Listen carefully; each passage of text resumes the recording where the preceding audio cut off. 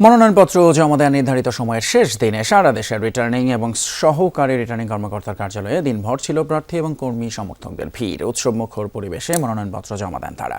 BNP, Jamaat, NCP সহ বিভিন্ন দলের হেভিওয়েট এবং স্বতন্ত্র প্রার্থীরাও সোমবার মনোনয়নপত্র জমা দিয়েছেন। নতুন ব্লেন্ডে আরো রিচ অ্যারোমায় সেলন ফ্যামিলি ব্লেন্ড টে। মনোনয়নপত্র জমা দেওয়ার শেষ দিনে সারা দেশের রিটার্নিং কর্মকর্তাদের কার্যালয়ে প্রার্থী ও নেতাকর্মীদের ভিড়।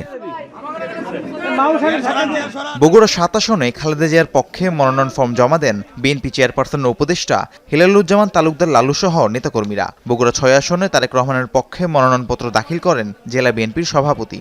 ফেনী ১ আসনে খালেদা জিয়ার পক্ষে মনোনয়নপত্র জমা দেন বিএনপির ভাইস চেয়ারম্যান আব্দুল আউয়াল মিন্টু।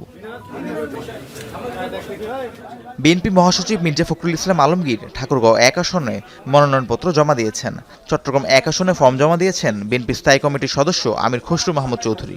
পূর্বে যেভাবে আমাকে সমর্থন দিয়েছেন এখনও সেইভাবে সমর্থন দিয়ে আমাকে ধানের শীষে ভোট দিয়ে আমাকে আপনারা জয়যুক্ত করার জন্য আমাকে সাহায্য করবেন। বাংলাদেশের মানুষ অধীর আগ্রহে অপেক্ষা করছে তার ভোটাধিকার প্রয়োগ করে তার নির্বাচিত প্রতিনিধির মাধ্যমে নির্বাচিত সংসদ করবে, নির্বাচিত সরকার করবে।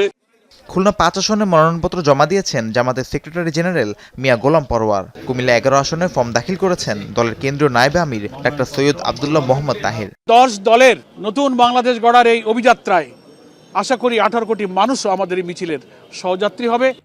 এনসিপির সদস্য সচিব আক্তার হোসেন রংপুর ৪ আসনের মনোনয়নপত্র জমা দেন। দলের দক্ষিণাঞ্চলের মুখ্য সংগঠক হাসনাত আব্দুল্লাহ কুমিল্লা ৪ এবং উত্তরাঞ্চলের মুখ্য সংগঠক সার্জিস আলম পঞ্চগড় ১ আসনে মনোনয়নপত্র জমা দিয়েছেন। আগামীর বাংলাদেশে আমাদের এই নির্বাচনী জোট সংস্কারের জন্য লড়াই করবে।